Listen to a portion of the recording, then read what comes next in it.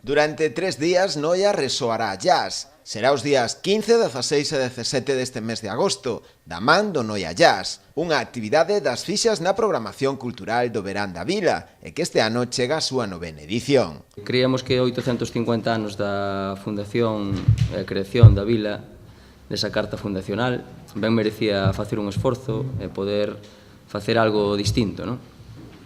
Creemos que hai un cartel internacional pois como poucos. Decir que este ano pasamos de 2 a 3 días porque queremos adicarlle un día ás bandas de Noia que teñan, lóxicamente, a calidad que teñen como para poder estar xa presentes en este festival internacional de jazz. No cartel, artistas da talla de Steve Brown, Walter White ou Jorge Pardo, todos eles do máximo nivel internacional. O festival este ano dá un pouquiño máis de lata, porque o internacionalizalo son xente moi importante, como pode ser Walter White ou Steve Brown. Walter White foi solista da Lincoln Center de Nova York, xunto con Wynton Marsalis, que estamos falando do máximo exponente no mundo do jazz a nivel mundial.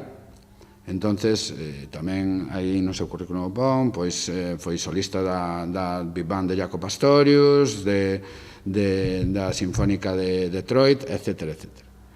Maynard Ferguson. Despois temos, por outro lado, a Steve Brown, é un mítico da escena de Nova York, con Nova York Jazz Ensemble, con Ben Riley, Phil Good, xente da escena de Nova York da época do jazz máis dourado, non? Coincidindo ademais coa conmemoración este ano do 850 aniversario da vila de Noia, procederase tamén á gravación do segundo traballo discográfico da Atlantic Bridge Band. Será no Coliseo Noela. Os amantes deste estilo musical teñen pois unha cita ineludible na vila noiesa. Será en aberto na Praza do Cantón.